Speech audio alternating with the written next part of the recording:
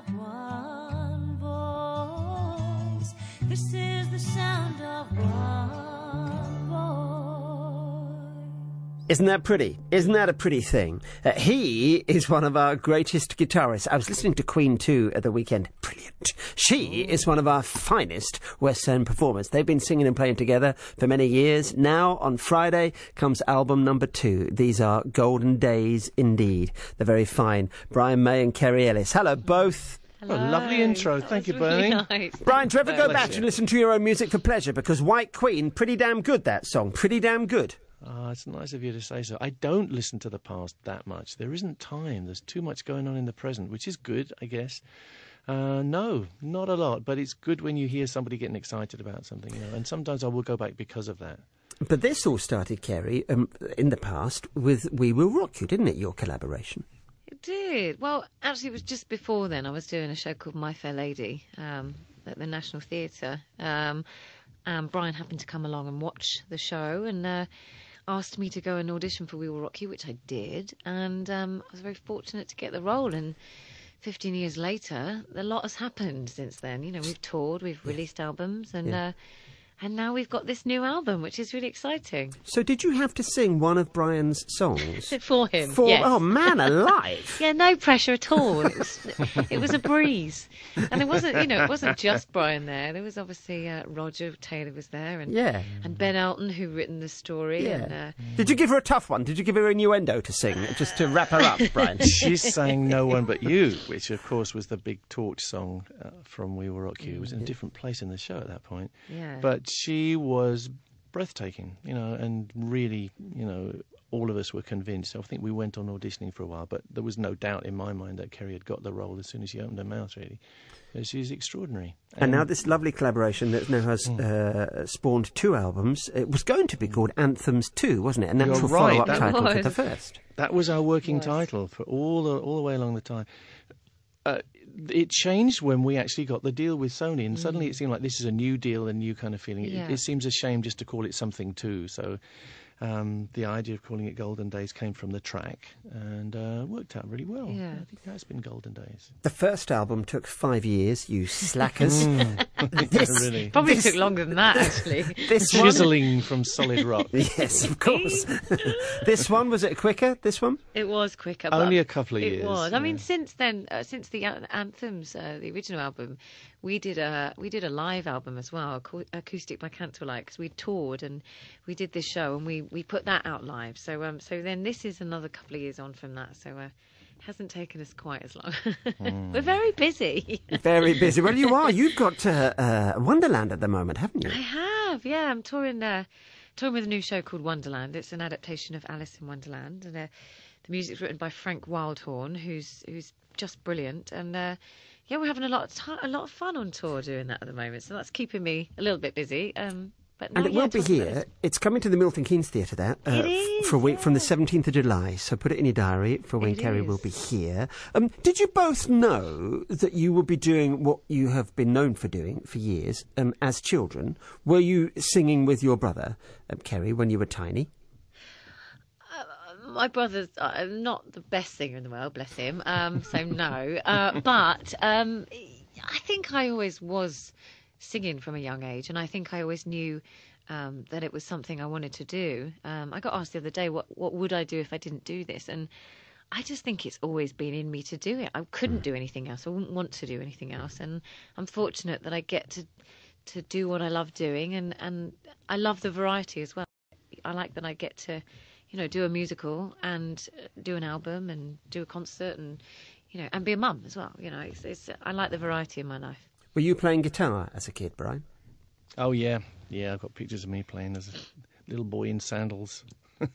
In fact, you'll see them. There's a Queen in 3D book coming out, which I've been putting together also for a long time. Yeah. But the first picture in there is me as a little lad playing my guitar. And, yeah, always wanted to be a guitarist. Always wanted to be a scientist as well. And somehow managed to do both. I don't know how that happened. I was on your Twitter. Man, you love the moon, don't you, Brian? You love that moon at the moment. Well, tell you what, if you live in London and you're in a restaurant, if you look up in the sky, you can't see much else. You know, there's too much light pollution to see many stars, but you can see the moon and the planets a little bit if you're lucky. So yeah, if I happen to be on my roof and the moon's up there, yeah, I'll take a look. It's still magical. I love the moon. That's a great Moon's thing. in June, man. Did you follow what they were doing in Australia? Did you see that? With Brian What are they and doing in Dara? Australia? They took it, I don't know what the weather was like in Australia, but they went there because big skies were guaranteed and you have the best, apparently, view of the sky, don't you, in Australia? So they took Brian and Dara down there last week. Yes, just Brian when, Cox, just when the storm arrived. Oh, is that right? Yes, I know he's doing a series down there, yeah. He's great. He's very good at commanding high budgets, is Brian Cox. Is he? How does he do that? Reason I asked you about playing guitar as a kid, because Golden Days is released on Friday, which is your dad's birthday. Now, It is. How did you know that? it's research, Brian. Yeah. Such a rarity in radio these days. But it's research. What did he nailed it. make when you said you were going to join this band? What did he make of it? And I'm guessing it changed when you were number one, but what did he make? Well, it took a long time. Yeah, my dad made my guitar with me and encouraged me in everything that I did, and he was great. But when I decided to give up astronomy and physics and go off and be a pop star, as he saw it, he was horrified beyond belief. And we hardly spoke to each other for about a year and a half. It was really tough. And it only changed when I flew him out with my mum and my new wife and my new little baby boy to Madison Square Garden and said, Dad, we're rich, order room service, which wasn't true. We weren't rich. Well, it kind of was obvious to him that you were rich because you put him on Concorde, and he had worked as an engineer on Concorde, hadn't he? Wow. You're right. You see, your research is immaculate, isn't it? Yeah. He worked on Concorde and obviously couldn't afford to go on it ever, so it was great to be able to fly him out on it. What a wonderful thing. It was a great thing, and he came to see us in the show in Madison Square Garden, and he said, okay, afterwards, he said, okay, Brian, I get it. And he kind of shook my hand. He might have even given me a hug, I don't know. My dad wasn't a huggy person. He was more of a handshake person. Well, you weren't that vintage, were you? Mine were the same, and you didn't, did you? You didn't do that kind of thing. No, it was different in those days. But my dad, that changed, you know, and we became friends again, which was wonderful, and I got his approval. He just didn't want me giving up what he regarded as what I was destined to do, you know, and in a sense what he had given up his life to enable me to do, to get that good education, to be a scientist. But he got it in the end. He understood. And your folks, Kerry, do you remember them being an opening night on your first big show? I'm very lucky. I have very, very supportive family, especially my dad, actually. I mean, he kind of comes to everything, so whether I want him there or not. No, but he's brilliant. And you know, my family are really supportive. And I've got a very young, I've got young boys at the moment. I've got a 3 and a 1-year-old, so you know, it's a constant juggle, and to have the support of my husband and my in-laws and my mum and my stepmom, you know, I'm very fortunate because without them, I couldn't carry on doing what I'm doing.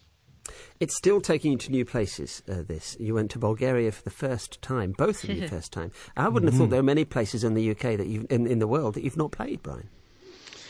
Yes, in that way. Well, the world's changed, of course, vastly. In the days when we were touring with Freddie, you could not tour behind the Iron Curtain. So there was a whole slew of places we never could go to, like China and Moscow itself. Now you can. So, yeah, it's great touring these. When Kerry and I did the whole batch of Eastern European countries recently, which was amazing. Yeah. And, of course, they all know the Queen songs because they got them as bootlegs, even in the days when they were...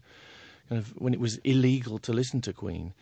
That's amazing, isn't it? It's amazing. They couldn't buy jeans, couldn't get Levi, and they couldn't listen to you. It's bizarre. That's right. It was all under the counter, little cassettes, sort of bootleg cassettes and stuff. Actually, one of my best friends is from Armenia, and he says the same thing. The only way you could listen to, like, Led Zeppelin or Deep Purple or Queen was to do something illegal. Yeah, very strange how the world's changed. Well, for the better, I guess, which is great. Not all the world is that great at the moment, but at least some things are better. Are you able to get out and see the world when you tour, Kerry, or is it theatre, hotel, airport, theatre, hotel? It is a bit like that, but I think, you know, I try and at least have a little wander around, you know, where I am, the city. I mean, when we've been on tour, we usually try and find the tallest tower, and if we get an afternoon, we all go and try and find the tallest tower so that we can go up and have a little look at the city and kind of have a little bit of an idea of where you are, what you can see, and at least you feel like you've kind of seen it a little bit. So we've done. You know, when you played the Derngate, did you go to the lighthouse? Did you go to our building? We've got the lift tower in Northampton. Did you go there? I haven't done that yet, but I will. Terry Wogan used to call it the Northampton Lighthouse. It's not quite the Shard, it's not quite the Eiffel Tower, but we'll make an effort. You know what I'm saying? I'll make sure I do next time. Yeah, very good. Now we're going to play this new song. There's a great video, and I was just asking you while One Voice was on about the story, because it seemed to me that you had a selfie stick on stage and you were filming the audience. Which we did. Yeah, we did, and then we parked it behind us.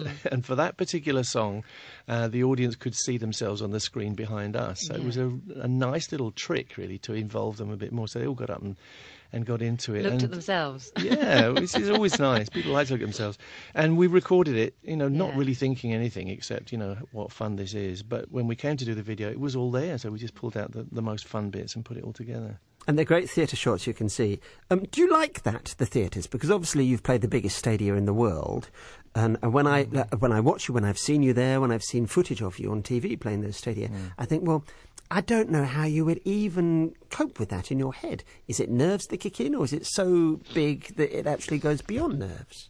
It's just different. It's not more nerve-wracking than the small places, really. I mean, I love what I do with Kerry because it's very flexible and very intimate, and you can play with the audience and have fun with the audience. The Queen shows, I mean, you gain in spectacle and adrenaline, I suppose, you know, from a huge audience, but you don't have that intimacy, obviously. I like it all, I must say, you know, and nothing is more nerve-wracking than... the most nerve-wracking thing is to play to your friends, really, I would say. You know, the most nerve-wracking thing is for me to play a new song to Kerry. Well, how was it with this one? Because you're singing your life, aren't you, Kerry? This is kind of autobiographical, isn't it, really? It's a little bit. I mean, this was kind of new for me because I'm not really a songwriter. It's not where I've come from. It's not the experience I've had, and obviously sat across from Brian, that's written, you know, the odd hit along the years. You know, it's a little bit daunting, and there's probably why it's not happened until now. And I think by this time I actually felt comfortable to kind of say, actually, can we try this? Or can I kind of helped develop the songs, as opposed to, I didn't perhaps come up with the ideas. Brian would come in with the melody or the lyric as such, and I helped develop it and you know, put my own stamp on it. And a lot of the lyrics are things that I say, and Brian's kind of collaborated them, put them together, and yeah, it's interesting. It's a strange thing for me to have put out something that I've had involvement in like that. Let's play it now, and let me do the hard sell. You're artist, so you can't sully yourself, but I'm not above prostituting myself on your behalf. Bless you. Thanks. Golden Days is out on Friday. Wonderland rolls into the Milton Keynes Theatre on July 17th. Springtime we have Queen 3D coming, and Queen Monopoly. I'm overexcited. So indeed. Everyone's excited. Who wouldn't be excited? And this is Roll With You. Thanks, Brian. Thanks, Kerry. Thank you. Pleasure. Thanks.